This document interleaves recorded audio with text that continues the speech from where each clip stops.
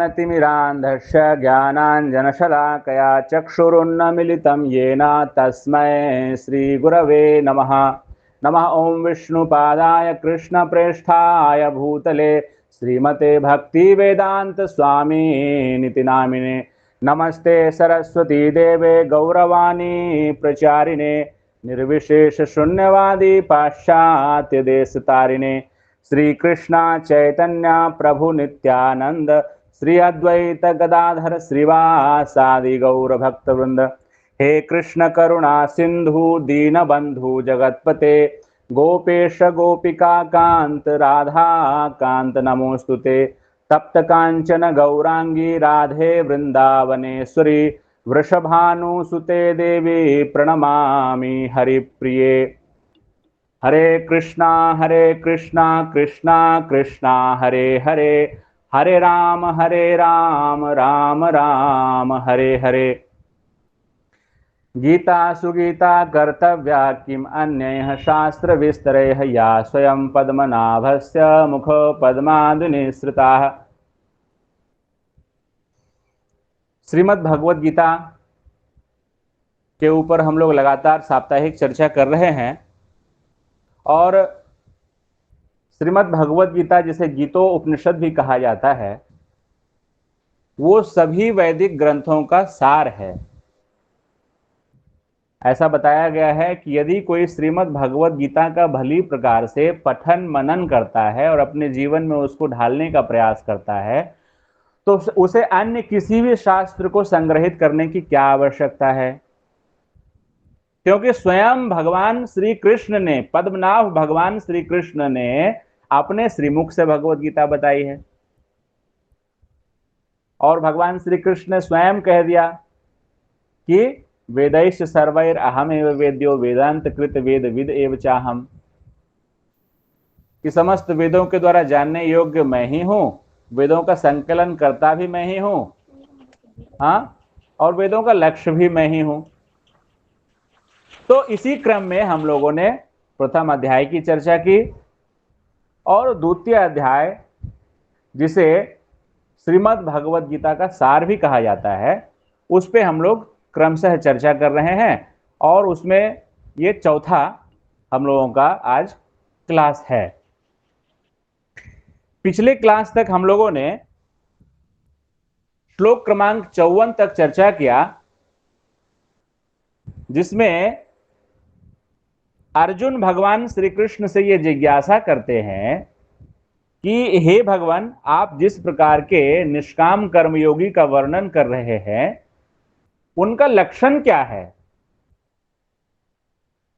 स्थित प्रज्ञस्य का भाषा समाधिस्थस्य केशव, स्थितधिः किम प्रभाषेत किमासीत ब्रजेत किम।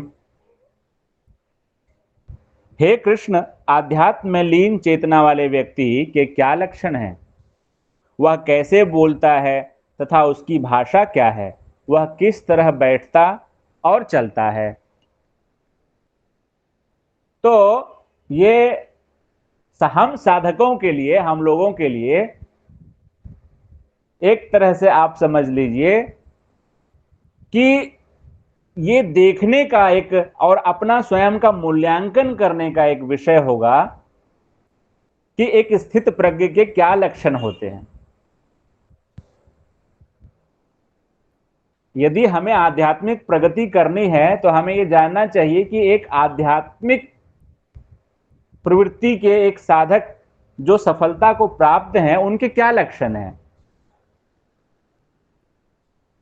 जिससे कि हम भी हरिनाम के माध्यम से, सत्संग के माध्यम से, शास्त्र अध्ययन के माध्यम से, धाम यात्रा के माध्यम से उस स्थान को पहुंच पाएं। लक्ष्य तो पता होना चाहिए ना। लक्ष्य विहीन अगर जीवन हम जिएंगे तो पशुवत जीवन होगा। जो आज की सभ्यता है वैसी हो जाएगी हमारी जीवन।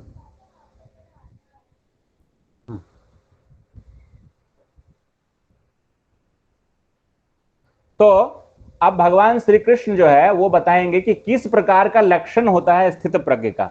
तो हम लोग आगे चर्चा करेंगे। श्री भगवान उवाच प्रजहाति यदा कामान् सर्वान् पार्थ मनोगतान् आत्मन्येवात्मना तुष्टः स्थित प्रज्ञः तदोच्यते। श्री भगवान ने कहा, हे पार्थ, जब मनुष्य मनोधर्म से उत्पन्न होने वाली इंद्रिय तृप्ति की समस्त कामनाओं का परित्याग कर देता है और जब इस तरह से विशुद्ध हुआ उसका मन आत्मा में संतोष प्राप्त करता है, तो वह विशुद्ध दिव्य चेतना प्राप्त स्थित प्रज्ञ कहा जाता है। तो यहां पे जो स्थित प्रज्ञस्य का भाषा, जो प्रश्न है स्थित प्रज्ञस्य का भाषा अर्जुन का, तो भगवान श्री कृष्ण इस प्रश्न का उत्तर दे रहे हैं अर्जुन को कि मनोधर्म से उत्पन्न जो भौतिक इच्छाएं होती हैं, क्या क्या भौतिक इच्छाएं होती हैं?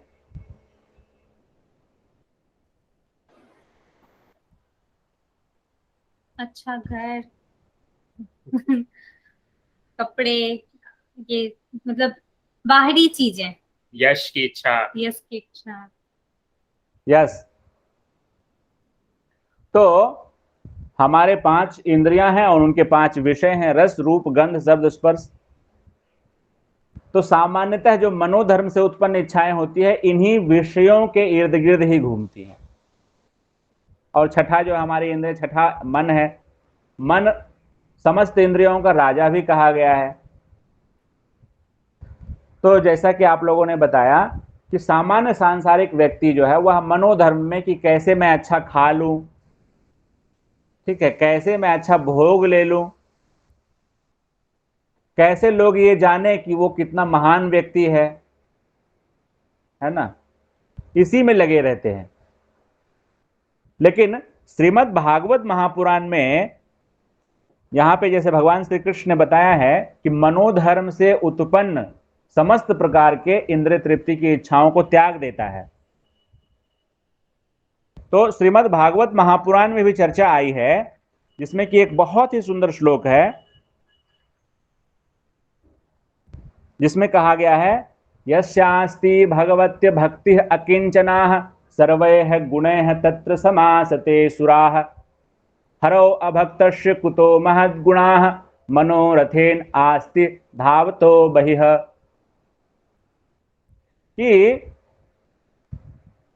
जिन साधकों के हृदय में, अंतःकरण में भगवान श्री कृष्ण की भक्ति होती है, भगवान नारायण के प्रति भक्ति होती है, उनके अंतःकरण में सारे दिव्य गुण, दैवी गुण स्वतः प्रकट हो जाते हैं। यस्यास्ति भगवत्य भक्ति अकिंचना सर्वैः गुणैः तत्र समासते सुराः। समस्त दैवी गुण अपने आप उनके अंदर प्रकट होने लगते हैं, हो जाते हैं। हरौ अभक्तस्य कुतो महद्गुणाः मनोरथेन आस्ति धावतो बहिः। लेकिन जो भगवान श्री हरि के भक्त नहीं हैं, उनके अंदर तो कोई दिव्य गुण प्रकट नहीं हो सकता है। क्यों नहीं हो सकता है? क्योंकि वो एक रथ है, उस रथ पे बैठ करके और संसार का चक्कर लगाते हैं। और वो रथ क्या है? मनोरथेन आस्तीन धावतो बहिः। मन रूपी रथ पे बैठा हुआ है और वो मन उसको बोलता है कि देखो उधर सुंदर लड़की है, तो उधर दौड़ पड़ता है ना। उसको मन बोलता है देखो उस रेस्टोरेंट में अच्छा भोजन मिलता है, उधर दौड़ पड़ता है। उसे पता चलता है कि अमुक जगह पे बहुत अच्छा वहां पे घूमने का स्थान है, वो उधर दौड़ पड़ता है। तो वो मन के ऊपर है ना। लोग कहते हैं कि मैं तो अपने मन का राजा हूं, जैसा जैसा मेरा मन कहता है मैं वैसा वैसा करता हूं। तो वास्तव में वो मन का राजा है या मन का गुलाम है? क्या लगता है आपको? गुलाम। राजा होगा तो आदेश पारित करेगा कि आदेश का पालन करेगा? विस्तारित करेगा। लेकिन जो लोग सामान्य सांसारिक व्यक्ति कहते हैं कि मैं अपने मन का राजा हूं, मेरा मन जो करता है मैं वो करता हूं, तो एक्चुअली वो क्या कह रहा है कि मैं मन के सारे आज्ञाओं का नौकर की तरह हाथ जोड़ करके पालन करता हूं। तो इस प्रकार से ऐसे व्यक्ति को शास्त्र में गोदास कहा गया। गोदास क्या कहा गया? गोदास। गोदास। और जो अपने मन को नियंत्रित कर लेते हैं और जो उनके श्रेय के लिए, आध्यात्मिक उन्नति के लिए अच्छा होता है, उसी चीज के लिए काम करते हैं, उन्हें गोस्वामी कहा जाता है। तो हमारी जो साधना है वो गोदास से गोस्वामी बनने के लिए है। अपनी इंद्रियों को भौतिक विषयों से हटा करके गोविंद के श्री चरणों की सेवा में लगाना है हमें। तो स्थित प्रज्ञ का भगवान यहां पे बताते हैं कि वो मन के द्वारा उत्पन्न धर्म का त्याग कर देता है, मन की इच्छाओं के पीछे पीछे नहीं भागता है। तो एक भगवान श्री चैतन्य महाप्रभु के महान भक्त हुए हैं श्रील हरिदास ठाकुर। नाम सुना है आपने? जी, नामाचार्य। नामाचार्य श्री हरिदास ठाकुर की जय। जय। तो श्रील हरिदास ठाकुर जी प्रत्येक दिन 3 लाख नाम जप किया करते थे, 21 घंटे हरि नाम जप किया करते थे। अत्यंत ही विनम्र भाव में जब वो हरिनाम जप करते थे तो उनकी ख्याति चहु दिशाओं में फैल गई, चारों तरफ उनकी ख्याति फैल गई, क्योंकि उनके जितने भी शुद्ध भक्त के लक्षण होते हैं वो सब हरिदास ठाकुर जी में प्रकट थे और उनकी कई सारी महिमाएं भी प्रकाशित हो चुकी थी। तो कुछ लोगों ने ईर्ष्यावश हरिदास ठाकुर जी को नीचा दिखलाने के लिए एक बहुत ही सुंदर स्त्री जो है उसको उन्होंने बहुत धन का लालच देकर के और हरिदास ठाकुर जी के पास भेजा। और हरिदास ठाकुर जी अपना एकांत भजन करते थे, तो वो स्त्री जो थी वो स्त्री जाकर के और हरिदास ठाकुर के पास जाकर के तरह तरह की अपनी से उनको उत्तेजित करने का प्रयास करती हैं और प्रणय निवेदन करती हैं। हरिदास ठाकुर जी जो है इतने विनम्र हैं, इतने विनम्र हैं। हरिदास ठाकुर जी कह रहे हैं कि प्रतिदिन मुझे नियत संख्या में हरिनाम का जप करना होता है, तो मैं अपना जप पूरा कर लूं फिर मैं आपकी इच्छा पूरा करूंगा। और वो ध्यान पूर्वक जप करते रहते हैं। और वो स्त्री जो है वो रात भर बैठ करके ये इंतजार करते रहती है और हरिदास ठाकुर जी जो है हरिनाम जप करते रहते हैं। और जप करते करते करते करते सुबह हो जाता है। तो सुबह हो जाता है, वो फिर महिला जो है वो चली जाती है। फिर वो दूसरे दिन फिर आती है। फिर वो इस प्रकार से हरिदास ठाकुर जी से प्रणय निवेदन करती हैं। हरिदास ठाकुर बोलते हैं कि मुझे क्षमा कीजिए, कल मैं अपना नाम जप नहीं पूरा कर पाया था, आज लेकिन मैं नाम जप पूरा करने के बाद आपकी इच्छा अवश्य पूरा करूंगा। और इस प्रकार से हरिदास ठाकुर जी अपना ध्यान पूर्वक हरे कृष्ण कृष्ण कृष्ण हरे हरे, हरे राम राम राम हरे हरे ऐसा जप करते हैं। और जप करते करते इस आज भी सुबह हो गया। जब फिर वो महिला वापस गई तो जिन लोगों ने भेजा था उन्होंने पूछा कि क्या हुआ, बताओ क्या हुआ। तो वो महिला बोली नहीं नहीं, हरिदास ठाकुर जी ने मुझे कमिटमेंट दिया है, वो अवश्य मेरी इच्छा पूरा करेंगे और जैसे ही वो मेरी इच्छा पूरा करेंगे आप उनको बदनाम कर दीजिएगा। तो तीसरे दिन भी वो महिला गई, वो स्त्री गई। लेकिन तीसरे दिन जब हरिदास ठाकुर जी नाम जप कर रहे थे तो वो नाम के प्रभाव से जो वो स्त्री थी, जो वो माया देवी का स्वरूप है, उनका हृदय जो है वो शुद्ध हो गया। और हृदय शुद्ध हो गया, अश्रु कंप पुलक इत्यादि शुद्ध भाव उनके प्रकट हो गए आंखों से। अश्रुधार बहने लगे और हरिदास ठाकुर जी के श्री चरणों में उन्होंने समर्पण कर दिया और क्षमा याचना की उनसे कि हे वैष्णव ठाकुर, आपके श्री चरणों पे मैंने अपराध किया है, आप एक शुद्ध भक्त हैं और मैंने आपके श्री चरणों पे अपराध किया है। इस प्रकार से हरिदास ठाकुर जी से उन्होंने शरण मांगा और हरिनाम की दीक्षा ली और वो आगे चल करके संत बन गई। आज भी जब आप जगन्नाथपुरी जाएंगे तो आपको जो है वहां पे वो समाधि मिलेगी जहां पे लोग जाते हैं और उनको नमस्कार करते हैं। तो भगवान श्री कृष्ण कहते हैं भगवद गीता में, अपीच एत सुदुराचारो भजन्ते माम अनन्य भाग साधुर एव श्रमंतव्य सम्यक व्यवस्थित है सा, कि कोई दुराचारी से दुराचारी व्यक्ति भी यदि मेरी शरण ले लेता है और मेरा भजन करने लगता है तो शीघ्र ही महात्मा बन जाता है, इसमें कोई संशय नहीं है। तो वो स्त्री भी जो है वो महात्मा बन गई, पूजनीय बन गई, दर्शनीय बन गई, तीर्थ बन गई। तो इसी प्रकार से भगवान श्री कृष्ण कह रहे हैं कि जो स्थित प्रज्ञ होता है वह मनोधर्म को त्याग देता है। तो चैतन्य चरितामृत में कहा गया है, जीभेर लालसाय जीव इति उति धाय, कृष्णोदर परायण कृष्ण नहीं पाय। कि सामान्यतः सांसारिक जीव जो है वह जिह्वा के वेग को नियंत्रित नहीं कर पाता है। जिह्वेर लालसाय, जीव की इच्छा को पूरा करने के लिए जीव इति उति धाय, यहां दौड़ता है वहां दौड़ता है। अच्छा समोसा कहाँ मिलता है, अच्छी जलेबी कहाँ मिलती है, अच्छा जो है आपको बिरयानी कहाँ मिलता है, अच्छा पेड़ा कहाँ मिलता है। इसी चक्कर में जो है वह इधर उधर दौड़ता है और कृष्णोदर पारायण कृष्ण नहीं पाय, वह अपने शिश्न मतलब जेनाइटल्स और उदर अर्थात पेट, उदर और पेट के परायण होकर के जीवन जीता है। हमें किसके परायण होकर के जीवन जीना चाहिए?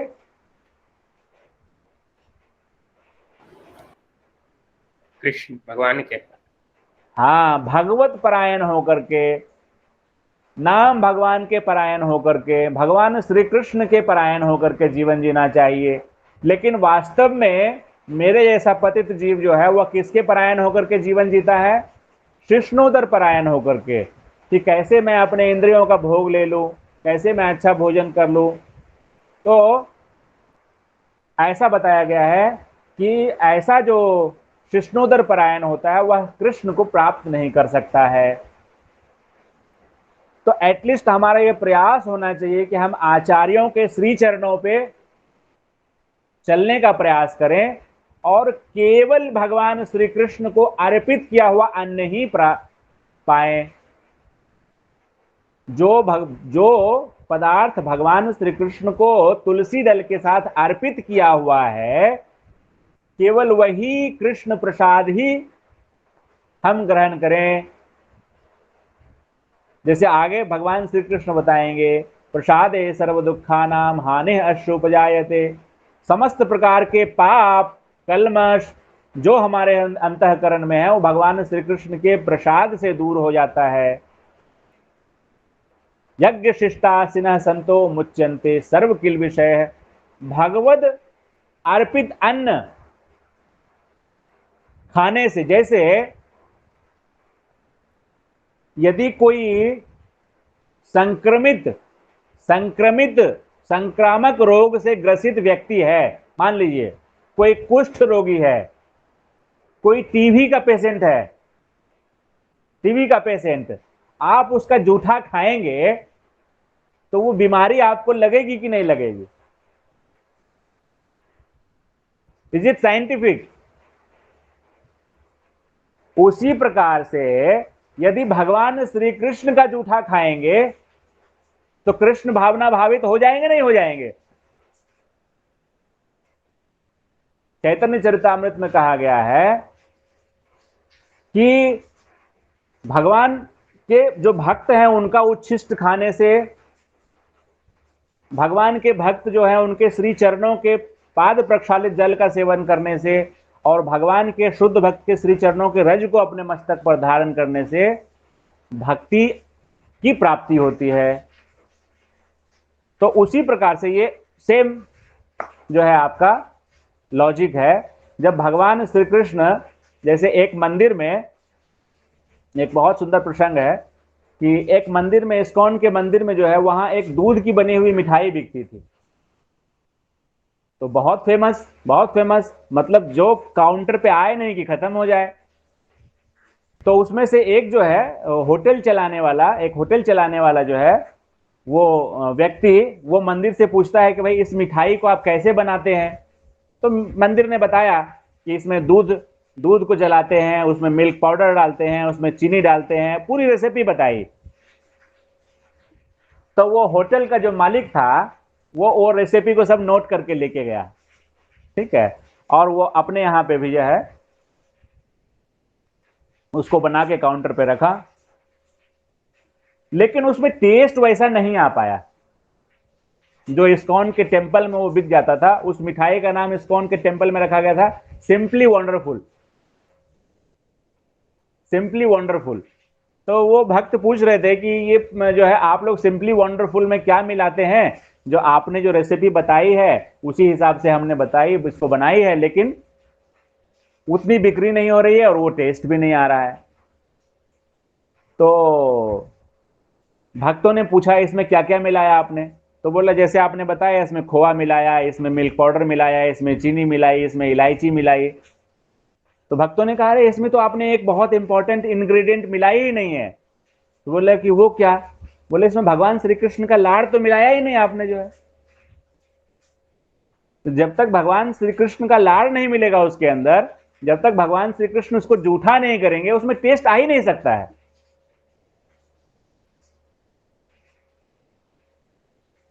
तो इसीलिए जब हम लोग महाप्रसाद ग्रहण करते हैं तो महाप्रसाद ग्रहण करने के पहले जो मंत्र गाते हैं उसमें क्या बोलते हैं हम लोग?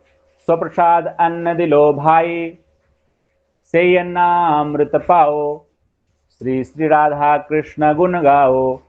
कि भगवान श्री कृष्ण ने स्व अधरामृत से जूठा करके हमें वो अन्न दिया है। तो हम जब भगवान को अर्पित करते हैं तो बोलते हैं क्या? भोग अर्पित कर रहे हैं, भोग अर्पित कर रहे हैं। और जब हम वापस लेते हैं तो वो फिर क्या हो जाता है? महाप्रसाद हो जाता है। तो भोग अर्पित करते हैं और वापस महाप्रसाद लेकर के आते हैं। तो इसीलिए जो है यहां पे इसलिए बताया, जिह्वा, सारा खेल यहीं से शुरू होता है। जब तक ये जिह्वा पे नियंत्रण नहीं स्थापित करेंगे तब तक ना तो उदर पे नियंत्रण स्थापित हो पाएगा और ना ही जेनाइटल्स के ऊपर नियंत्रण स्थापित हो पाएगा। और परेशानी क्या है कि जब तक हम जिह्वा पे नियंत्रण नहीं करेंगे और अपने जेनाइटल्स पे नियंत्रण नहीं करेंगे तो हमारी कॉन्शियसनेस जो है वह भगवत साधना करने के लिए जो एक प्रेमी का जो एक कॉन्शियसनेस होना चाहिए वो नहीं बन पाएगा। तब हमारी स्थिति वैसे ही रहेगी, मनोरथे नास्ति धावतो बहिः, माया संसार ही हमें अच्छा लगेगा। जैसे मान लीजिए कोई रोगी व्यक्ति है तो सब्जी बने तो उसको बदबू आएगी, रोटी बने तो बदबू आएगी, है ना? लेकिन वही जब उसका धीरे धीरे जो है दवाई, जब उसको औषधि दी जाती है, कोई पीलिया का मान लीजिए रोगी है, उसको औषधि दी जाती है और औषधि के प्रभाव से और परहेज करने से धीरे धीरे उसके शरीर का बिलीरुबिन, बिलीवर्डिन, पिगमेंट्स कम होता है, उसकी जो है ज्वर धीरे धीरे शांत होती है। तो वो जो स्मेल, बैड स्मेल आता था फूड से, वही धीरे धीरे अच्छा स्मेल आने लगता है। एक स्वस्थ व्यक्ति हो और कहीं कोई उसको रोटी की स्मेल आ जाए, अच्छी सब्जी की स्मेल आ जाए तो उसको बहुत अच्छा लगता है, खाने का मन करता है। और एक रोगी व्यक्ति है उसको उबकाई आने लगती है। तो वास्तव में अभी हम लोगों की स्थिति कैसा? हम लोग रोगी हैं। चैतन्य महाप्रभु जी कहते हैं कि आनंदाम बुद्धिवर्धनम प्रतिपदम पूर्णामृत आस्वादनम। भगवान का नाम कैसा है? आनंद सागर के समान है और प्रतिक्षण प्रतिपल आनंद के सागर में डुबाने वाला है। लेकिन दुर्भाग्य से दुर्दैव मिदृश मिहाजनी ना अनुराग, दुर्भाग्य से चूंकि हम लोग भवसागर में हैं और भवरोग से ग्रसित हैं, इसीलिए हमें अच्छा नहीं लगता।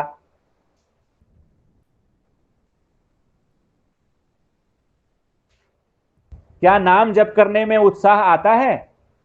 क्या हम नाम जप करने के लिए बिल्कुल पूर्ण उत्साह से जगते हैं कि वाह अभी ब्रह्म मुहूर्त हो गया और 3:30 बज गए सुबह, चलिए उठ करके हम लोग हरिनाम जप करेंगे, अपने प्रियतम को पुकारेंगे? हाँ, पुलक, रोमांच, अश्रु, कंपन क्या होता है हमें अपने जगदीश के लिए, हमें अपने प्राणनाथ के लिए?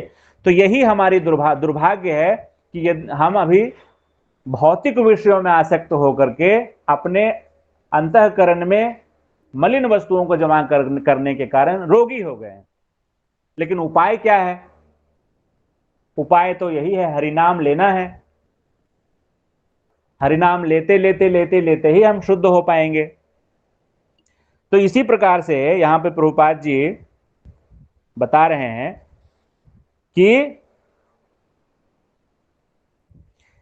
यदि कोई कृष्ण भावनामृत में लगा हो तो सारी विषय वासनाएं स्वतः बिना किसी प्रयास के दब जाती हैं। तो अत्यधिक उन्नत जीवात्मा अपने आप को परमेश्वर का शाश्वत दास मानकर आत्मतुष्ट रहता है। ऐसे आध्यात्मिक पुरुष के पास भौतिकता से उत्पन्न एक भी विषय वासना फटक नहीं पाती है। जैसे अभी हम लोगों ने डिस्कस किया ना, श्रील हरिदास ठाकुर जी का, नामाचार्य श्रील हरिदास ठाकुर जी का, कि जब हम पूर्ण रूप से कृष्ण भावना भावित हो जाएंगे तो इस प्रकार की जो विषय है वो हमारे नजदीक भी नहीं आ पाएगी। जितने डिग्री से हम कृष्ण भावना भावित हो जाएंगे उतनी ही डिग्री से हम माया से बच जाएंगे। ब्रह्म संहिता में भगवान कहते हैं ब्रह्मा जी को, यादृशी श्रद्धा सिद्धि भवती तादृशी। जैसे जैसे हमारी श्रद्धा परिपक्व होगी वैसे वैसे हमारी सिद्धि आगे बढ़ती चली जाएगी। आगे भगवान श्री कृष्ण 56वें श्लोक में बताते हैं स्थित प्रज्ञ के बारे में। दुखेषु अनुद्विग्न मनाः सुखेषु विगत स्पृहः वीतराग भय क्रोध स्थित मुनि उच्यते। जो त्रय तापों के होने पर भी मन में विचलित नहीं होता अथवा सुख में प्रसन्न नहीं होता और जो आसक्ति भय तथा क्रोध से मुक्त है वह स्थिर मन वाला मुनि कहलाता है। दुखेषु अनुद्विग्न मनाः, दुख से उद्विग्न नहीं होता है। और वास्तव में यदि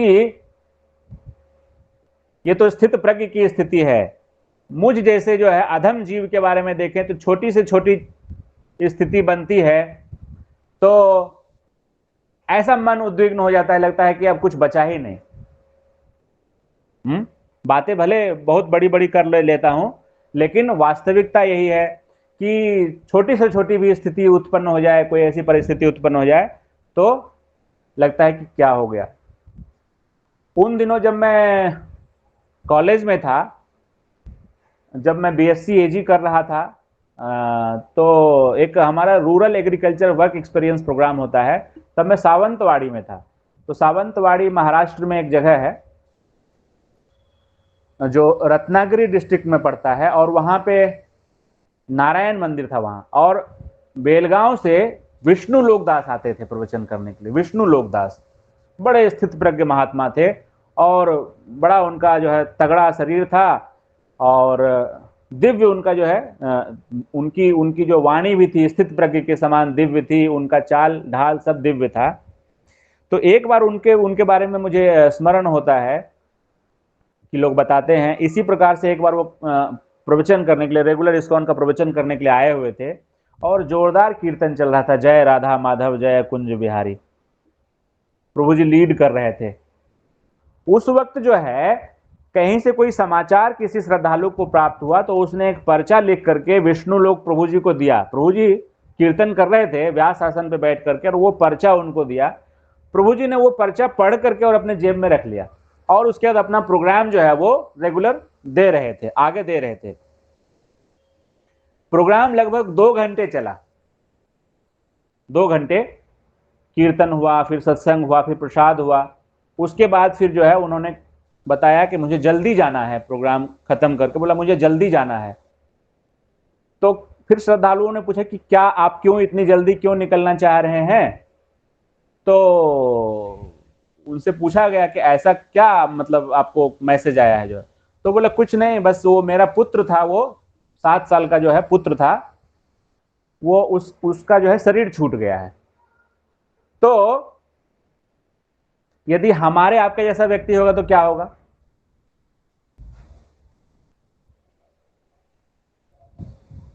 क्या वो क्लास हम दे पाएंगे?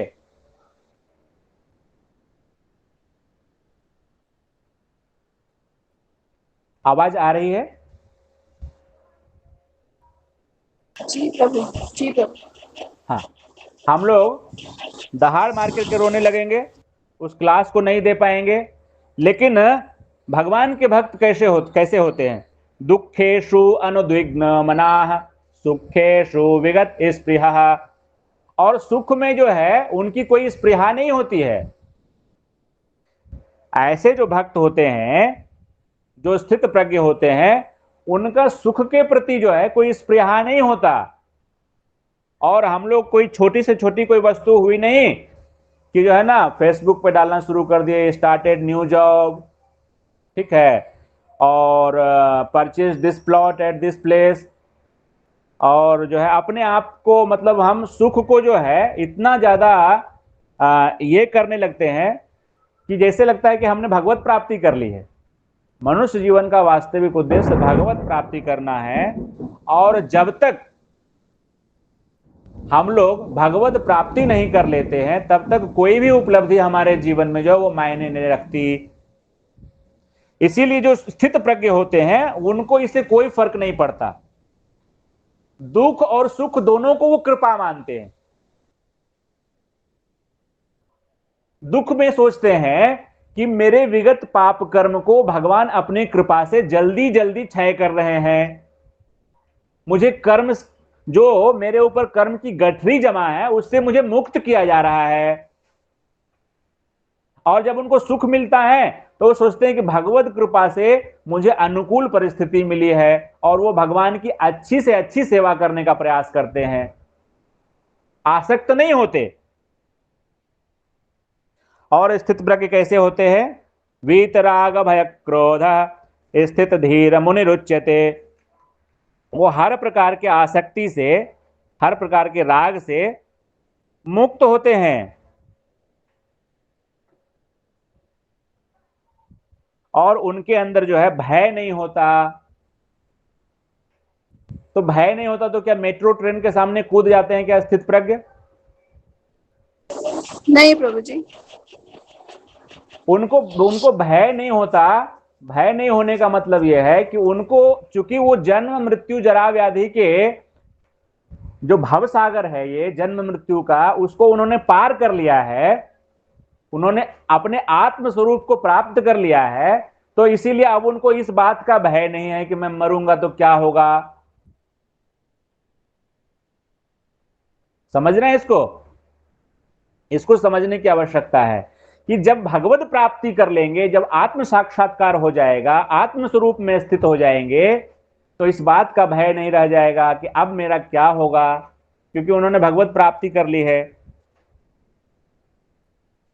तो ये स्थित प्रज्ञ के भगवान लक्षण बता रहे हैं।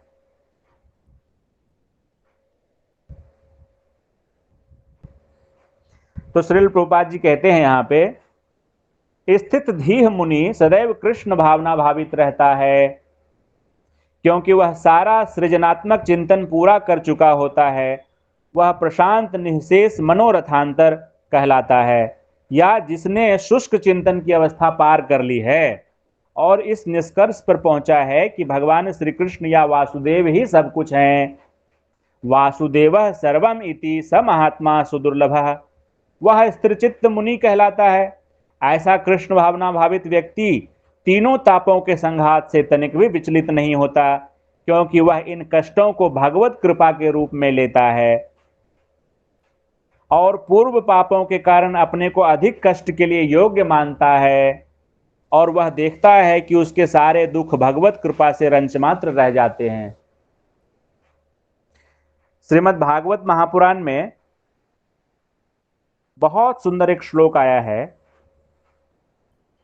तत्ते अनुकंपा सुसमीक्षमाणो भुंजान एवात्मकृतं विपाकम् हृदवाग वपुभिः विदधन् नमस्ते जीवेतयो मुक्तिपदे सदाय भाग। कि ऐसे भगवान के भक्त जो दुख और विपत्ति में भी अविचलित रहते हैं और इसको भगवान की कृपा मानने लगते हैं, जैसे कुंती महारानी भगवान श्री कृष्ण से कहती हैं कि हे प्रभु आप मुझे दुख दे दो, क्योंकि दुख में आपकी कृपा छुपी हुई है, दुख में आपका सुमिरन छुपा हुआ है, दुख में आपका सानिध्य छुपा हुआ है। तो जो ऐसे महाभागवत होते हैं जो भगवान से दुख मांगते हैं या दुख में भगवत कृपा का अनुभव करने लगते हैं और ये सोचते हैं कि भगवान कितने कृपालु हैं कि मुझे दुख दे करके मेरे पाप कर्मों का क्षय कर रहे हैं, तो ऐसे जो साधक होते हैं और दुख में भी भगवान को अपने वाणी से, हृदय से और शरीर से नमस्कार करते हुए उनका धन्यवाद देते हैं, वैसे भगवान के भक्त मुक्ति के अधिकारी हो जाते हैं। भगवान उनके वश में हो जाते हैं, उनका राइटफुल एक भगवत प्राप्ति, उनका एक राइटफुल पोजीशन हो जाता है।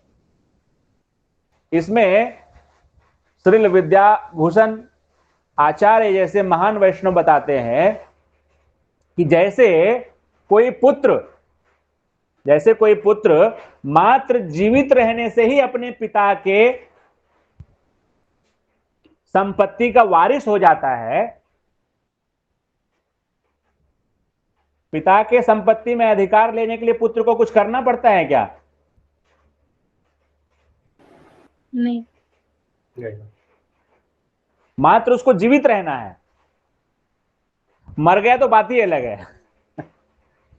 लेकिन यदि वो जीवित है तो उसको अपने माता पिता की संपत्ति स्वतः उसको मिल जाती है। इसी प्रकार से श्रील प्रभुपाद जी बताते हैं कि यदि कोई अपने कृष्ण भावना भावित कर्म को केवल जीवित रखता है, मतलब भगवान श्री कृष्ण की भक्ति को छोड़ता नहीं है, तो वो भगवत धाम में प्रवेश करने का अधिकारी हो जाता है। क्योंकि भगवान श्री कृष्ण कहते हैं ना, सर्व योनिषु कौन्तेय अहम बीज प्रदा पिता, मैं समस्त योनियों का बीज प्रदाता पिता हूं। तो पिता है तो उनकी प्रॉपर्टी में तो हमारी राइट पहले से ही है, केवल हमें भगवान श्री कृष्ण से जुड़े रहना है तो हम भगवत धाम में प्रवेश करने के अधिकारी हो जाएंगे।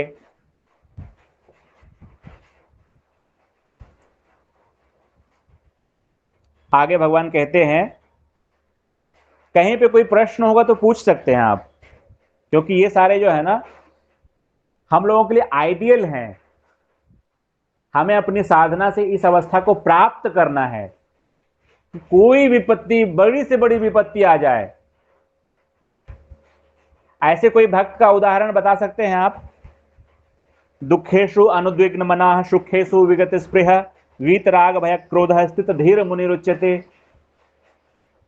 जी प्रभु, नरसिंह मेहता है, संत तुकाराम है, मीराबाई है।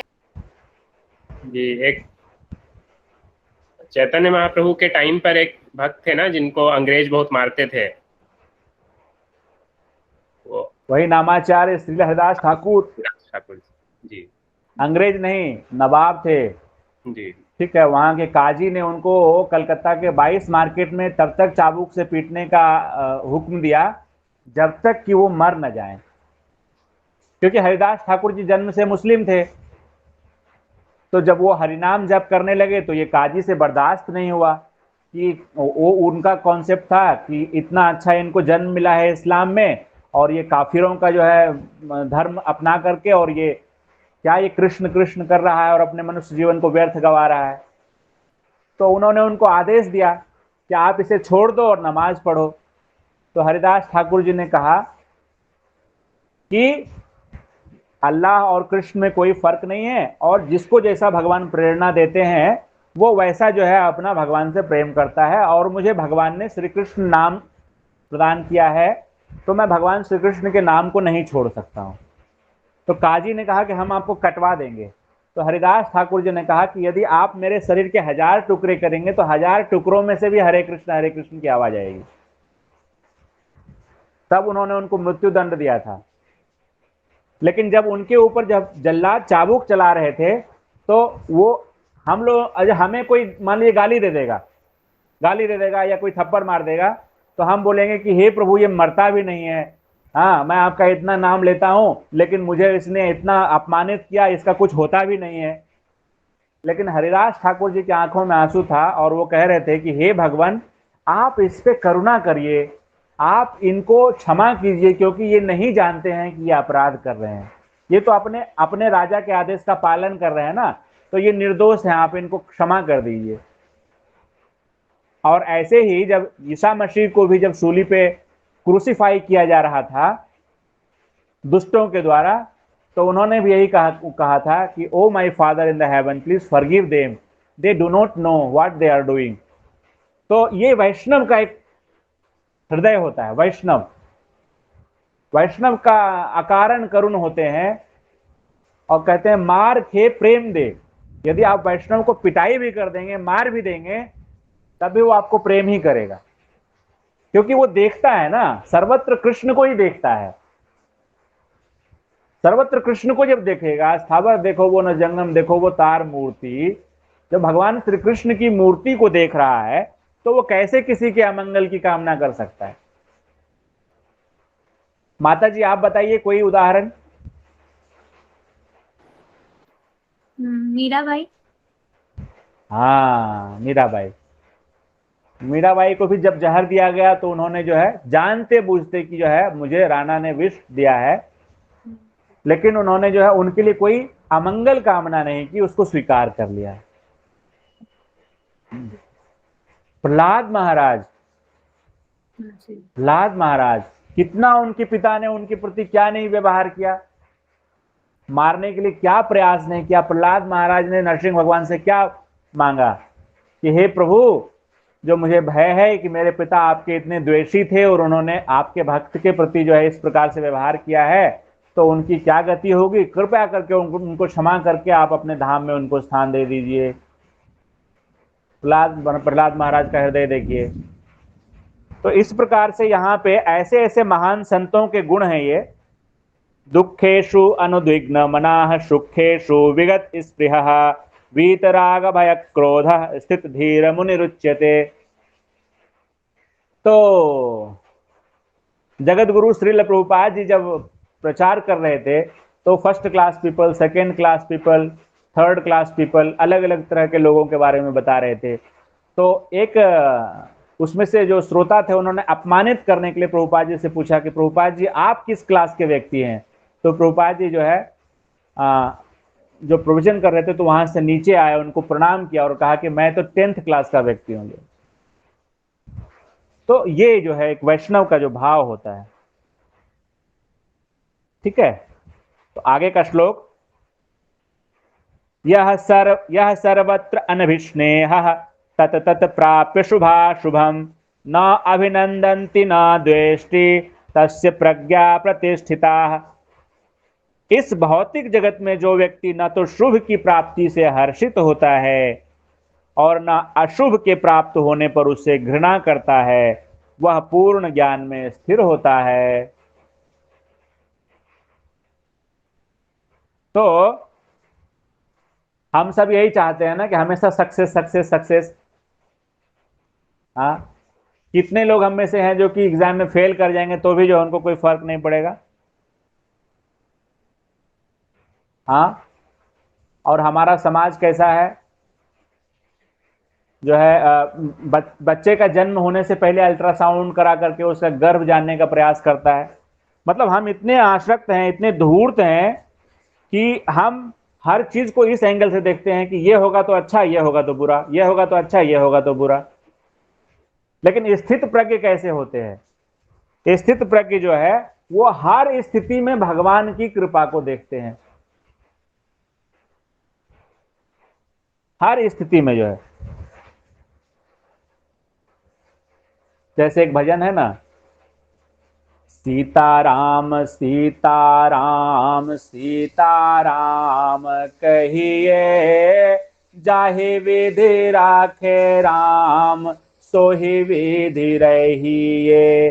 सीताराम सीताराम सीताराम कहिए, जाहि विधि राखे राम सोहि विधि रहिए। तो ये स्थित प्रज्ञ का लक्षण है। भगवान की कृपा होगी तो धन भी आएगा, सब कुछ आएगा, और भगवान की कृपा होगी तो नहीं आएगा। श्रीमद् भागवत महापुराण में महाराज अंग के बारे में मैं जब महाराज अंग का चरित्र पढ़ रहा था तो उसमें बहुत सुंदर बात महाराज अंग ने कही है। महाराज अंग का एक पुत्र हुआ, उसका नाम था वेण। और वेण जो था वो इतना अत्याचारी हो गया था, इतना अत्याचारी हो गया था और इतना दुष्ट हो गया था कि महाराज अंग ने हर प्रकार के प्रयास किए और वो थक गए, लेकिन वेण में कोई सुधार नहीं हुआ। और हम लोग थोड़ा परेशान हो जाते हैं ना, जैसे कि मान लिया बच्चा है वो तकिया इधर फेंक दिया है ना, बेड का जो है वो चादर जो है उसने ठीक से लगाया हुआ था, उसने जो उसको गड़बड़ कर दिया, हम क्रोधित हो जाते हैं। वेण कैसा था, वो खेल खेल में गले काट देता था, अपने दोस्त का गला काट देता था, क्योंकि वो राजा का बेटा था ना। तो राजा का बेटा था तो उसका ऐसा ही था एटीट्यूड, जिसको मर्जी उसका गला काट दे, हर प्रकार का अत्याचार करता था वो। तो उसमें जो महाराज अंग थे वो कहते हैं कि जिनका पुत्र जो होता है वो आज्ञाकारी होता है, संस्कारी होता है, वो बड़ा भाग्यशाली होता है, बड़ा भाग्यशाली होता है। लेकिन उससे भी अधिक भाग्यशाली वो होता है जिसका पुत्र नालायक होता है। तो अब ऐसी कैसी बात हो गई कि नालायक पुत्र है तो बड़ा भाग्यशाली है? तो पहले तो मैंने जब पढ़ा तो मेरा दिमाग ठिठक गया जो है। लेकिन आगे जो है महाराज अंग कहते हैं कि इस संसार से वैराग्य लेने के लिए और इस संसार की नश्वरता को समझने के लिए, इसकी व्यर्थता को समझने के लिए नालायक पुत्र जितना सहयोगी होता है उससे बड़ा सहयोगी और दूसरा कोई नहीं होता। वो नालायक पुत्र अच्छे से एहसास करवा देता है कि यह संसार कितना मिथ्या है और कितना दुख का जगह है। पुत्र यदि लायक हो तो व्यक्ति संसार में ही आसक्त हो जाएगा और परिवार के मोह में, अंधे कुएं में गिर करके वो मृत्यु पर्यंत घर परिवार में फंसा रहेगा और अपने मनुष्य जीवन को व्यर्थ गवा देगा। लेकिन जब पुत्र नालायक हो, गाली देने वाला हो, मारने पीटने वाला हो, तो व्यक्ति जो है वह उब करके तो कम से कम घर से निकलेगा, वृंदावन इत्यादि, अयोध्या इत्यादि धाम का शरण ले लेगा और इसी प्रकार से न चाहते हुए भी उसका कल्याण हो जाएगा। और ऐसा विचार करके महाराज अंग ने, जो सप्तद्वीप के राजा थे, उन्होंने अपने राज्यपाट का त्याग करके और जंगल में चले गए और वहां पे जाकर के उन्होंने ध्यान योग साधना की, भगवत प्राप्ति कर ली। तो ऐसे ऐसे महान लोग हैं, ऐसे ऐसे महान चरित्र हैं जो हर अवसर में, हर आपदा में अवसर देख लेते हैं। लेकिन दुर्भाग्य है इस कलयुग का कि व्यक्ति जो है वो ऐसी परिस्थिति में भी अनासक्त नहीं हो पाता, संसार से नहीं उबर पाता और गाली खा करके, पिटाई खा करके भी जो है वो परिवार में ही आसक्त रहता है और मरणोपर्यंत जो है वो भगवत प्राप्ति के विषय में कोई चर्चा नहीं कर पाता है। तो यहां पे वही कहा गया है कि जो स्थित प्रज्ञ होते हैं वो हर परिस्थिति में भगवत कृपा का अनुभव करते हैं। जैसे प्रभुपाद जी की धर्म पत्नी जो है, धर्म पत्नी, प्रभुपाद जी की धर्म पत्नी, प्रभुपाद जी के द्वारा वर्षों में लिखी हुई भगवत गीता की पांडुलिपि जो हस्तलिखित प्रति थी, उसको उन्होंने बेच करके और उससे जो पैसे आ गए थोड़े बहुत, उससे चाय पत्ती खरीद ली। तो जब प्रभुपाद जी आए और उन्होंने देखा कि अरे मेरी भगवत गीता नहीं है, मेरी भगवत गीता नहीं है, तो उन्होंने अपने पत्नी से पूछा, तो पत्नी ने कहा कि मैंने कबाड़ी वाले को बेच दिया और चाय पत्ती खरीद ली। प्रभुपाद जी को बहुत बुरा लगा कि मैंने वर्षों से इतनी साधना की और उसने बेच के चाय पत्ती खरीद ली। तो प्रभुपाद जी ने कहा, यू वांट टी और यू वांट मी? तो माता जी ने कहा कि आई वांट टी। तो प्रभुपाद जी ने संन्यास ले लिया। तो कितनी बड़ी अपॉर्चुनिटी। तो इसीलिए जो स्थित प्रज्ञ होते हैं वो हर परिस्थिति को भगवान की कृपा मानते हैं।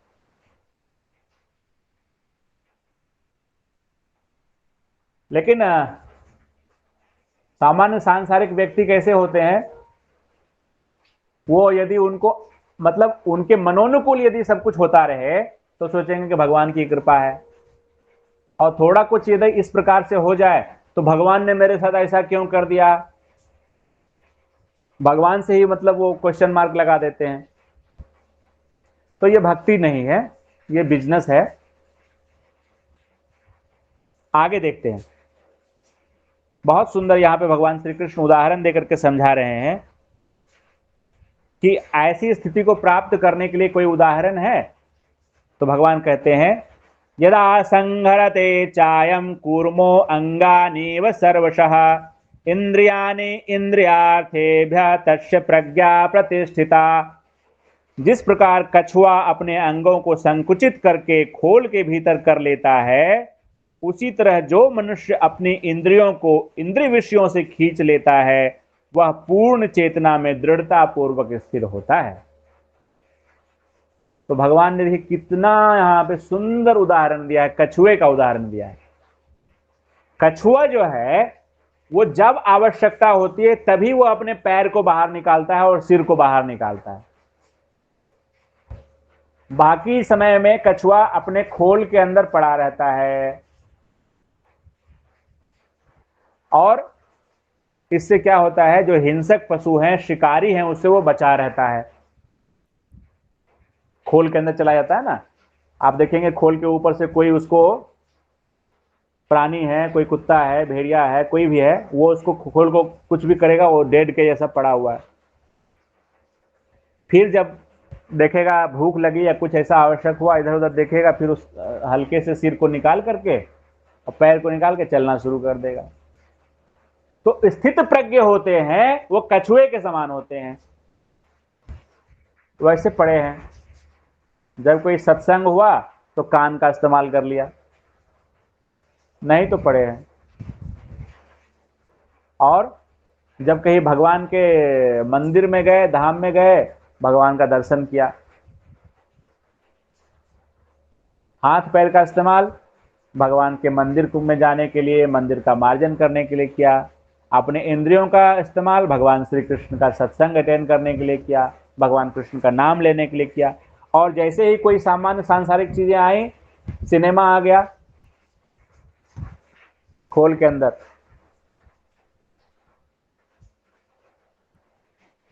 कोई बाहर गए और पानी पूरी का कोई दुकान दिख गया, तो आंख तो बता देगा ये पानी पूरी है और यहाँ पे अच्छा है, इसमें पुदीने वाला पानी अलग है, इमली वाला पानी अलग है, दही वाला पानी अलग है। तो वो विषय अपनी तरफ खींच रहा है, लेकिन अपने इंद्रियों को विषय से अलग करके अंदर कर लिया। नहीं, ये भगवान का प्रसाद नहीं है, चलो यहां से। कछुए की तरह जहां जरूरी है वहां अपने इंद्रियों का इस्तेमाल किया, और जहां पे भक्ति का विषय नहीं है वहां से अपने इंद्रियों को समेट करके आगे चले। तो यहां पे प्रभुपाद जी कहते हैं, इंद्रियों की तुलना विषैले सर्पों से की गई है। विषय जो है वो विष से बना है, विष से बना है विषय। जो जो इंद्रियों के जो ऑब्जेक्ट्स हैं वो कैसे हैं? पॉइजनस हैं, पॉइजनस। बहुत सावधान रहने की जरूरत है। तो इस प्रकार से जैसे देखते हैं भगवान गरुड़ के ऊपर सवार होते हैं, और गरुड़ जो है उनकी शत्रुता होती है सर्प से। तो जो साधक विषयों के ऊपर, जो साधक विषयों के ऊपर नियंत्रण स्थापित कर लेगा, किस प्रकार से? पूर्णतः कृष्ण भावना भावित होकर के, वही तो हो गया ना भगवान। उसी के हृदय में तो भगवान रहेंगे ना, वही तो हो गया भगवान का आसन। तो आप इसको समझ रहे हैं कि जो भगवान गरुड़ जी पे चलते हैं, क्यों चलते हैं?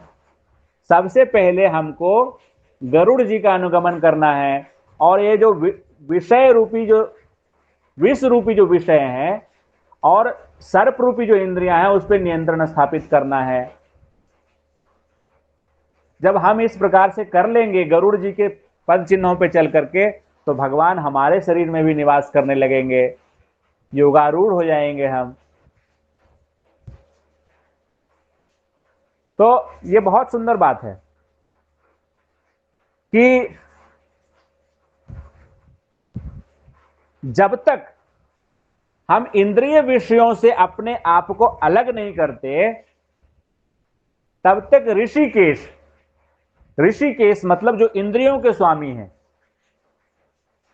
वो हमारे हृदय में प्रकट नहीं होंगे। क्योंकि जो इंद्रियों के स्वामी हैं, उस इंद्रियों को हमने माया की सेवा में लगा रखा है। तो जब हम माया की सेवा में लगे हुए हैं, तो कृष्ण को कैसे देख पाएंगे? ना हम प्रकाशः सर्वस्य योग माया समावृता, मैं अपनी योग माया से ढका हुआ हूं। तो जब तक हम अपने इंद्रियों को इंद्रिय विषयों से हटा करके गोविंद पे नहीं लगाएंगे, ऋषिकेश पे नहीं लगाएंगे, तब तक भगवान को देख नहीं पाएंगे। और जब हम अपने इंद्रिय को विषयों से अलग कर लेंगे, तब हम वास्तव में गरुड़ जी जैसे महान वैष्णवों के पद चिन्ह पे चलने वाले भक्त या साधक कहलाएंगे। और इस प्रकार का जब हम साधना करेंगे, तो भगवान श्री कृष्ण हमारे जीवन में उदित हो जाएंगे। तो भगवान की जो लीलाएं घटित हुई हैं, जैसे भगवान ने कालिया मर्दन किया है, तो कालिया भी एक सांप के रूप में है जो विश्व वमन कर रहा है। तो भगवान ने उस कालिया के फन पे नृत्य किया है और उसके विषय को, उसके विष को उससे अलग किया है। और इस लीला के बाद भगवान ने गोवर्धन लीला की है। तो साधक के लिए एक मैसेज है कि जैसे भगवान कहना चाह रहे हैं कि पहले आप अपने इंद्रियों को इन विषयों से अलग करिए। जब ये विषय आपकी इंद्रियों से अलग होंगे, आपका जब इंद्रिय निर्मल होगा, मन निर्मल होगा, तो मैं आपकी इंद्रियों के आनंद का वर्धन कर दूंगा। That is Govardhan. गो का मतलब एक इंद्रिय भी होता है, क्योंकि मैंने बताया आपको गोस्वामी, गोदास, तो गोवर्धन। तब भगवान जो गोवर्धन लीला करते हैं, तो उस गोवर्धन लीला में आनंद क्या है कि आप, भगवान जो है वो अपने भक्तों से घिरे होते हैं। श्रवणम कीर्तनम वहां पे होता है। तो जब हम अपने इंद्रियों को विषयों से दूर करके भगवान श्री कृष्ण की भक्ति में लगाएंगे, और ये विष जब हमारा बाहर निकलेगा, विषय वाला विष बाहर निकलेगा, तो अंतःकरण से हमारे आनंद की प्राप्ति होगी, आनंद प्रकट होगा, और गोवर्धन गिरिधारी लाल हमारे हृदय में प्रकट होंगे। तो ये जो है विषय मैंने थोड़ा सा तत्व बताया। यहाँ पे भगवान श्री कृष्ण हमें कह रहे हैं कि हमें कछुए से सीखना चाहिए कि जिस प्रकार कछुआ अपने अंगों को संकुचित करके खोल के भीतर कर लेता है, उसी तरह जो मनुष्य अपनी इंद्रियों को इंद्रिय विषयों से खींच लेता है, वह पूर्ण चेतना में दृढ़ता पूर्वक स्थिर होता है। तो क्या विषयों से खींच लेना है तो क्या मतलब सूखा सूखा जीवन जीना है क्या? कोई जीवन में रस नहीं होगा, हमारा जीवन क्या नीरस हो जाएगा? तो इससे अच्छा तो हम पत्थर बन जाते, निर्जीव हो जाते। ये क्या प्रवचन कर रहे हैं आप हम लोगों को? क्या हम लोगों को जिंदगी में कोई मजा लेने का हक नहीं है क्या? तो भगवान श्री कृष्ण कह रहे हैं आगे, विषया विनिवर्तन्ते निराहारस्य देहिनः रसवर्जम रसो अप्यस्य परम दृष्ट्वा निवर्तते। हाँ, देहधारी जीव इंद्रिय भोग से भले ही निवृत्त हो जाए पर उसमें इंद्रिय भोग की इच्छा बनी रहती है, लेकिन उत्तम रस के अनुभव होने से ऐसे कार्यों को बंद करने पर वह भक्ति में स्थिर हो जाता है। तो यहां पे भगवान श्री कृष्ण कह रहे हैं कि आपको जो भौतिक विषय का जो आनंद है, आनंद नहीं कह सकते उसको, भौतिक विषय से प्राप्त जो इंद्रिय सुख है उसको त्यागना है और उससे आपको मैं उच्च रस प्रदान कर दूंगा। रसो वर्जम रसो अप्यस्य परम दृष्ट्वा निवर्तते। जब आपको आध्यात्मिक रस की प्राप्ति हो जाएगी, जिसको मैंगो जूस मिल जाएगा वो करेला जूस नहीं पिएगा। करेला जूस तो बीमार आदमी पिएगा। जो आध्यात्मिक वृत्ति में प्रवृत्त हो गया है तो पिबत भागवतम रसमालयम, आहा, श्रीमद् भागवत के रस का पान करेगा। वो क्यों कॉमिक्स पढ़ेगा? वो क्यों अखबार पढ़ करके अपने अपने जो है खोपड़ी के अंदर कहां पे भ्रष्टाचार हुआ और कहां पे बलात्कार हुआ और कहां पे मर्डर हुआ, क्यों अपने खोपड़ी में डालेगा? ये श्रीमद् भागवतम रसमालयम, ओहो, वो तो श्रीमद् भागवत महापुराण भगवान श्री कृष्ण की रस लीलाओं को अपने हृदय में डालेगा, अपने अंतःकरण में डालेगा। और नित्य आनंद सागर में गोते लगाएगा। रस वर्जम रसो अप्यस्य परम दृष्ट्वा निवर्तते। जब किसी को रसमलाई मिल गई तो फिर वो मैदा का मिठाई क्यों खाएगा? तो जिसको भगवत रस की प्राप्ति हो जाएगी, आत्म रस की प्राप्ति हो जाएगी, जिसको चैतन्य रस की प्राप्ति हो जाएगी, ब्रह्म रस की प्राप्ति हो जाएगी, जिसको भगवत रसायन मिलेगा, फिर वो मल मूत्र में क्यों मुंह मारेगा? वो शुअर की तरह जो है कचरा क्यों ढूंढेगा? तो यहां पे प्रभुपाद जी कह रहे हैं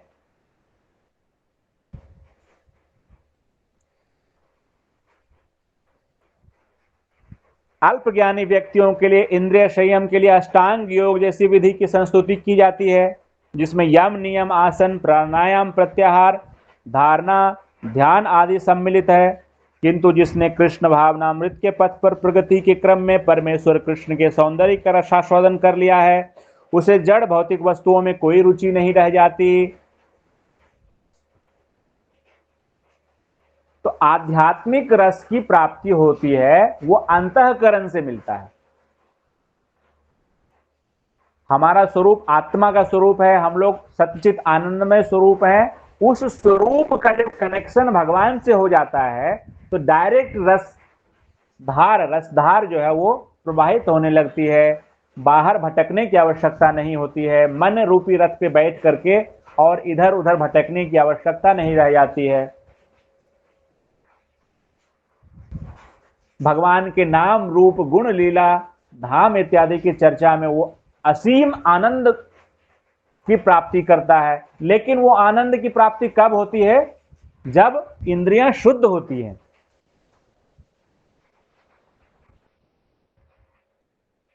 वो इंद्रियां शुद्ध कैसे होंगी?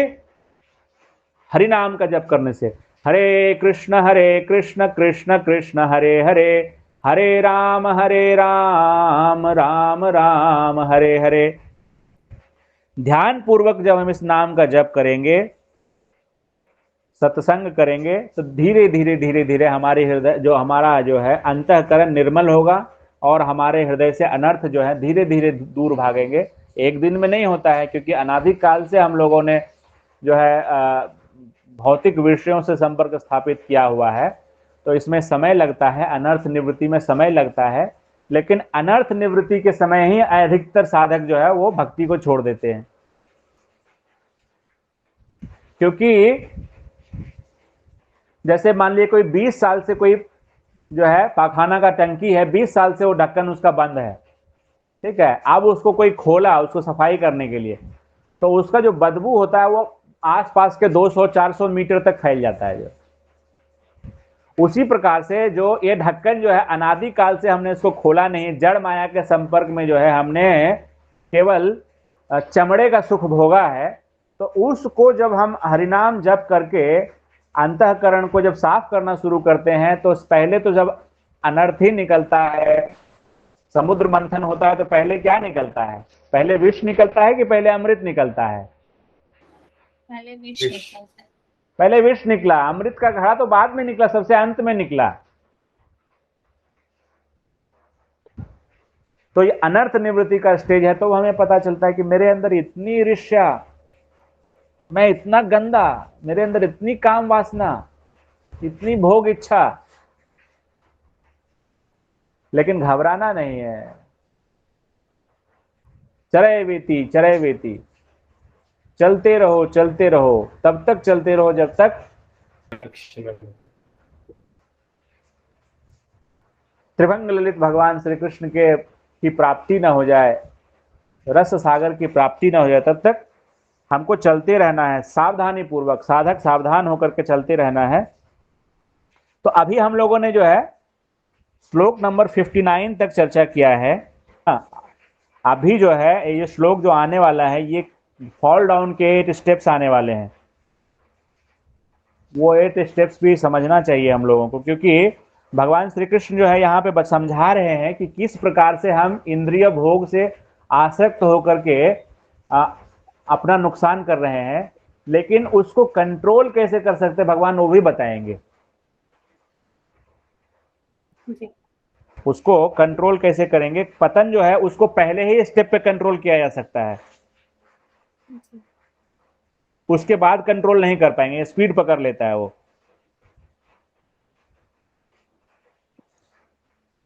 एक श्लोक हम लोग और ले लेते हैं यहाँ पे, 60 तक हो जाएगा तो, है ना जी। यततो हि अपि कौन्तेय पुरुषस्य विपश्चितः इंद्रियाणि प्रमाथीनि हरन्ति प्रसभं मनः। हे अर्जुन, इंद्रियां इतनी प्रबल तथा वेगवान हैं कि वे उस विवेकी पुरुष के मन को भी बलपूर्वक हर लेती है जो उन्हें वश में करने का प्रयत्न करता है। आगे अर्जुन जी भी कहते हैं, चंचलम ही मनः कृष्ण प्रमाथि बलभद्रडम। वो प्रमाथि शब्द यहां भी है, प्रमाथि बलभद्रडम तस्याहम निग्रहम मन्ये वायोरीव सुदुष्करम। ये बहुत कठिन है। हे भगवान श्री कृष्ण कह रहे हैं, इंद्रियां इतनी प्रबल तथा वेगवान हैं कि वे उस विवेकी पुरुष के मन को भी बलपूर्वक हर लेती है जो उन्हें वश में करने का प्रयत्न करता है। तो देखो, ये इंद्रियों को आर्टिफिशियली हम लोग कंट्रोल नहीं कर सकते।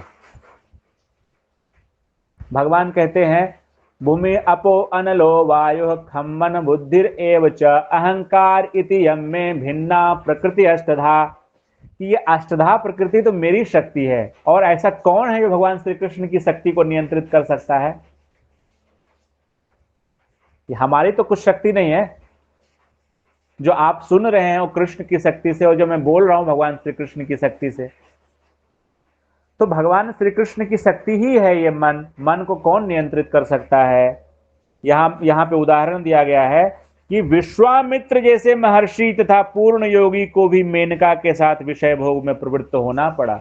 मात्र में जो विश्वामित्र जी जो हैं वो बहुत बड़े योगी, मतलब समझ लीजिए कि आप पूस के महीने में ठंडे गंगा जी के जल में तपस्या करना और जेठ के महीने में अग्नि जला करके तपस्या करना। और मेनका जी आई और छुनुड़ मुनुड़ करके जो वो अपना पायल बजाई हैं, और विश्वामित्र जी जो है वो घायल हो गए। तो यहाँ पे प्रभुपाद जी कह रहे हैं, या एक सौभरी ऋषि की भी कथा आती है। सौभरी ऋषि जल में जो है तपस्या कर रहे थे और हजारों वर्ष तक तपस्या कर चुके थे। और जल में उन्होंने मछलियों को संगम करते हुए देखा और मन विचलित हो गया। तो इसीलिए कह रहे हैं कि जो प्रयास करता है वह भी विफल हो जाता है। ये इतना वेगवान है, इतना वेगवान है। तो हम और आप कहां आते हैं, जो कहां आते हैं, गिनती में भी नहीं आते। तो यहां पे बहुत सुंदर जो है यमुनाचार्य जी का जो है प्रभुपाद जी जो है बता रहे हैं कि यमुनाचार्य जी एक महान वैष्णव आचार्य हैं। वो कहते हैं यदवधि मम चेत कृष्ण पदारविंदे नव नव रस धाम न्युद्यतम रंतुमासीत तदवधि बत नारी संगमे स्मर्यमाने भवति मुख विकार सुष्ठु निष्ठीवनम च। जब से मेरा मन भगवान कृष्ण के चरणार बिंदु की सेवा में लग गया है और जब से मैं नित्य नव दिव्य रस का अनुभव करता रहा हूं, तब से स्त्री प्रसंग का विचार आते ही मेरा मन उधर से फिर जाता है और मैं ऐसे विचार पर थू थू करता हूं। तो पूर्णतया कृष्ण भावना भावित हुए बिना मन तथा इंद्रियों को वश में कर सकना अत्यंत कठिन है। मन को कृष्ण में लगाए बिना मनुष्य ऐसे भौतिक कार्यों को बंद नहीं कर सकता। तो यमुनाचार्य जी यहाँ पे कह रहे हैं कि भगवान श्री कृष्ण की भक्ति में आने से क्या हो गया कि जब स्त्री संग का जब विचार मेरे मन में आता है तो मेरा मन जो है वह थू थू करके जो है इस भाव से या इस विचार से अपने आप को अलग कर लेता है। यहां पे समझने का पॉइंट क्या है कि विचार तो आता है, विचार नहीं आएगा आप ऐसा नहीं कर सकते। विचार आने के ऊपर आपका नियंत्रण नहीं है ना। मन जो है उसके अंदर इतनी कैपेसिटी है, भगवान की शक्ति है। मन जो है वो प्रतिक्षण हजारों विचार पैदा कर सकता है। ठीक है। तो यहां पे भगवान श्री कृष्ण का जो भक्त है वह बस दृष्टा भाव से देखता है और कौन से विचार को आपको मनन करना है और कौन से विचार को मनन नहीं करना है, बस यही आपको डिसीजन लेना है। जिस विचार को आप मेडिटेट करोगे वही आपके एक्शन में आ जाएगा। तो आगे चर्चा होगी जब भगवान श्री कृष्ण पतन के 8 स्टेप्स बताएंगे। यहां पे प्रभुपाद जी स्पष्ट रूप से कह रहे हैं कि आर्टिफिशियली कोई भी अपने मन को नियंत्रित नहीं कर सकता। केवल पूर्ण रूप से कृष्ण भावना भावित होकर के ही मन को नियंत्रित किया जा सकता है। और कृष्ण भावना भावित होकर के ही, शिव भावना भावित होकर के नहीं कर सकते, ब्रह्मा जी भावना भावित होकर के नहीं कर सकते, देवी देवता भावना भावित होकर के नहीं कर सकते। यह स्पष्ट रूप से मैं आपको यहां बता देना चाहता हूं। जैसे रावण जो था वो पूरी तरह से शिव भावना भावित थे, लेकिन उसने जो है अपने भाई कुबेर की पत्नी के साथ दुष्कर्म किया। उसी तरह हिरण्याकश्यप जो था उसके बारे में कहा जाता है कि उसने जैसी तपस्या की ना तो भूतकाल में किसी ने किया और ना भविष्य में कोई कर पाएगा। ब्रह्मा जी की उसने साधना की। तो हम ये देखते हैं कि ना तो रावण का हृदय शुद्ध हुआ और ना हिरण्याकश्यप का हृदय शुद्ध हुआ। भस्मासुर के बारे में और कहां तक कहा जाए, भस्मासुर तो जो है वो शिवजी को प्रसन्न करने के बाद, आशीर्वाद मानने के बाद शिवजी के ऊपर एक्सपेरिमेंट करने के लिए दौड़ गया जो। तो केवल भगवान श्री हरि विष्णु, भगवान श्री कृष्ण की ही भक्ति करके आप त्रिगुणातीत हो सकते हैं। भौतिक प्रकृति के विषयों को आप लांघ सकते हैं। भगवान श्री कृष्ण कैसे कहते हैं, दैवी येषा गुणमयी मम माया दुरत्तया मामेव ये प्रपद्यन्ते माम एव, केवल मुझको समर्पित होने से ही। मामेव ये प्रपद्यन्ते मायाम एताम तरन्ति ते। केवल मुझको समर्पित होकर के ही इस माया को पार किया जा सकता है, इस भवसागर को पार किया जा सकता है। तो यहां पे जो है यही चीज यमुनाचार्य जी बता रहे हैं कि जब से मैंने भगवान श्री कृष्ण के चरणारविंदों की सेवा में अपने मन को लगा दिया है और जब से मैं नित्य नव दिव्य रस का अनुभव कर रहा हूं, तब से तो यही एकमात्र उपाय है कि हम पूरी तरह से कृष्ण भावना भावित हों। कृष्ण भावना भावित होने के लिए ब्रह्म मुहूर्त में जगें, उसके बाद गुरु प्रणाम करें, महामंत्र का जप करें, नित्य प्रतिदिन थोड़ा श्रीमद् भगवत गीता या श्रीमद् भागवत महापुराण जैसे सद साहित्यों का नियमित रूप से अध्ययन करें, प्रतिदिन आधे घंटे। और उसके बाद थोड़ा समय साथ में बैठ करके, जब ऑफिस का काम खत्म हो जाता है 10 मिनट साथ में बैठ करके कीर्तन कर लें, हरिनाम संकीर्तन कर लें साथ में। तो इस प्रकार से जब आप जीवन जिएंगे तो क्या हो जाएगा, आप धीरे धीरे जो है शुद्ध अंतःकरण वाले हो जाएंगे, आपकी इंद्रियां शुद्ध हो जाएंगी और शुद्ध इंद्रियों से आप भगवान श्री कृष्ण के स्वरूप का दर्शन कर पाएंगे। तो थोड़ा हम लोग नाम संकीर्तन कर लेते हैं 1 मिनट। कृष्ण गोविंद गोविंद गोपाल नंदलाल, कृष्ण गोविंद गोविंद गोपाल नंदलाल, कृष्ण गोविंद गोविंद गोपाल नंदलाल। हरे कृष्णा कृष्णा कृष्णा हरे हरे, हरे राम राम राम हरे हरे। हरे कृष्णा कृष्णा कृष्णा हरे हरे, हरे राम राम राम हरे हरे। हरे कृष्णा कृष्णा कृष्णा हरे हरे, हरे राम राम राम हरे हरे। जय जय प्रभुपाद प्रभुपाद प्रभुपाद प्रभुपाद। जय जय गुरुदेव गुरुदेव गुरुदेव गुरुदेव। नित्य गौर हरि बोल हरि बोल हरि बोल हरि बोल। नित्य गौर प्रेमानंदी हरि हरि बोल। हरि नाम संकीर्तन यज्ञ की जय।